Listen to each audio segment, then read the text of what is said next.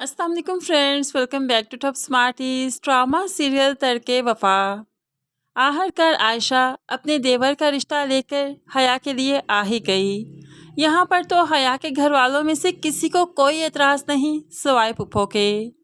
पुप्पो तो नहीं चाहती कि हया का रिश्ता हो जाए, जैसे वो मरियम का रिश्ता नहीं होने देना चाहती थी ऐसे ही हया के साथ भी कर रही है। लेकिन खैर पुप्पो की ना पहले सुनी गई थी ना अब सुनी जाएगी।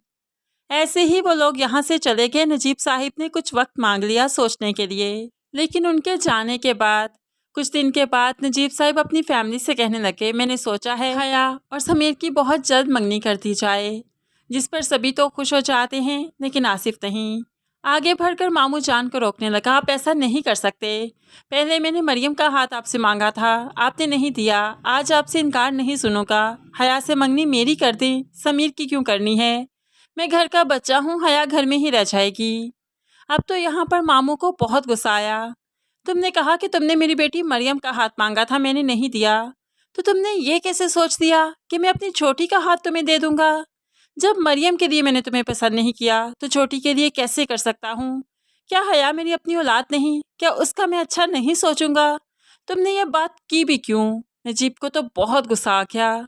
अब हया भी परेशान हो गई। नजीब गुस्से की आलम में यहाँ से चला जाता है। कमल तो सब कुछ देखती रह गई। अपने बेटे की इतनी इंसल्ट बर्दाश्त नहीं कर पाई कि यहाँ पर सबके सामने चीखने लगी, आखिर भाईजान को मसला क्या है मेरे बेटे से? मेरा बेटा कितना चाहता है कि उसके मामू के घर में उसका रिश्ता हो जाए, यहीं पर उसकी बात पक्की हो जाए। ऐसे में वो क्या गलत सोच रहा है? इसमें क्या बुराई है? नजीब साहिब किसी की बात सुनने को तैयार ही नहीं। तो यहाँ पर दादी भी इनकार करती है, कमल यहीं पर चुप कर जाओ। नजीब ने जो कहा वो सिर्फ नजीब का नहीं, हम सब का फैसला है।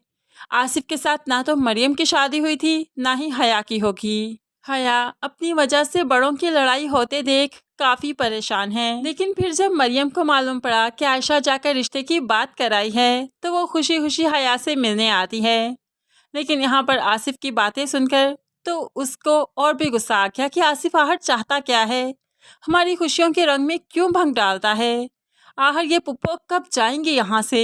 लेकिन ये पुप्पो तो कभी नहीं जाएंगी यहाँ से। दूसरी तरफ अनिला, जिसका अपना दिमाग काम नहीं करता है, इसीलिए तो अपने साथ साथ नौशीन को रखती है। नौशीन भी अपने इशारों पर इसे चलाएगी। अनिला को तो समझ ही नहीं आ रही नौशीन इसके साथ क्या गेम खेलेगी।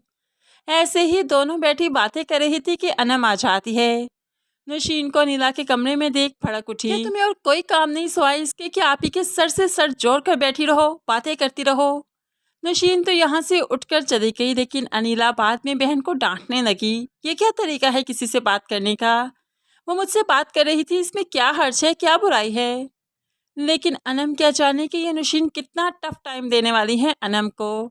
इसके सारा गरूर मट्टी में मिलाकर रख देगी।